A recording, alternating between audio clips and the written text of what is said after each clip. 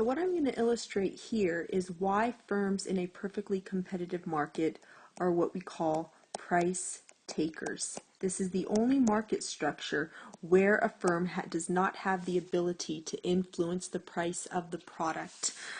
So what we have to do is first examine the entire market for the industry. So let's say, for example, that we are talking about corn.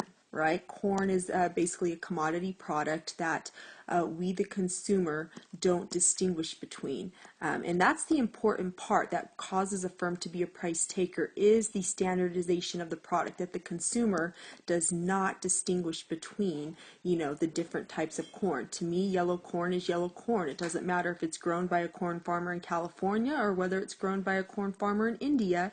To me, it's all the same. So you have this global marketplace for corn. So just like we learned in chapter 3, your demand curve for the product would be downward sloping because, of course, as the price falls, the quantity the consumer is willing to buy is going to increase, and the supply for the corn is going to be upward sloping because as the price rises, the firms are going to be willing and able to supply more of the product. And so, of course, what this creates is this equilibrium price for the product in the market. So let's say, for example, the equilibrium price for corn was set at $1 in the market. What that means now is every single individual farmer that grows corn has to charge whatever that price is.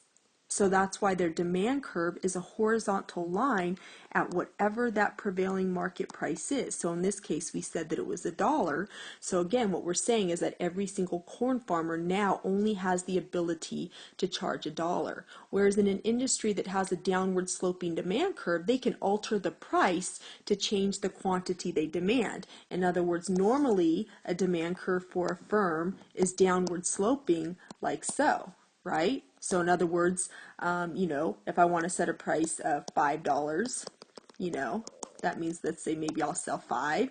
I can drop the price to $4, and then maybe I'll be able to sell 6, and so on and so forth. In other words, I have the ability to alter the price of the product to alter the quantity that I sell. In a perfectly competitive market, because their demand curve is a horizontal line at whatever the market price is set at, they don't have the ability to alter the price. So think of this scenario. Let's say that one of the corn farmers decides, well, I don't want to charge $1, I want to charge $1.25 for my product. Well, at $1.25, which would be, let's say, hypothetically right here, demand is 0. Right? We're right here on the axis for 0, so the farmer will not be able to sell any. And the reason being is that, let's say I'm the one going in the market to buy the corn.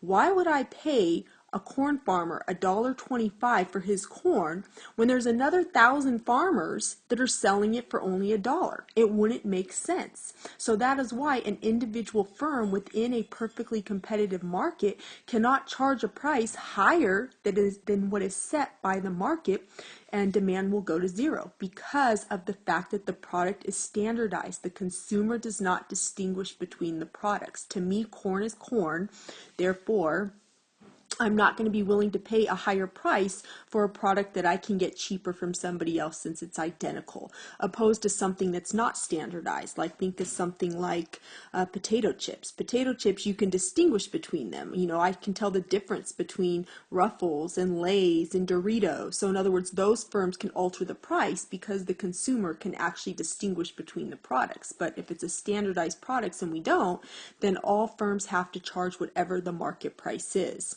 So let's say, for example, that something happens in the overall market that's going to alter either the supply or the demand. Let's say, for example, the government just came out with a report saying that, consumption of corn products may increase your risk of diabetes.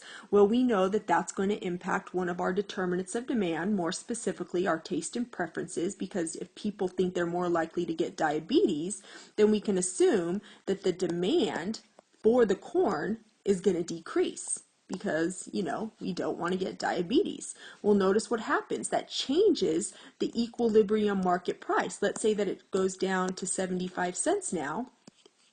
Well, because the farmers are price takers, they have to take that new equilibrium price, right? So the new demand curve would be shifting down like so, and now instead of charging $1, every farmer would be charging 75 cents. Again, that is the key that we're trying to emphasize here, is that they are a price taker. They don't get to set the price. They have to charge whatever price the market sets.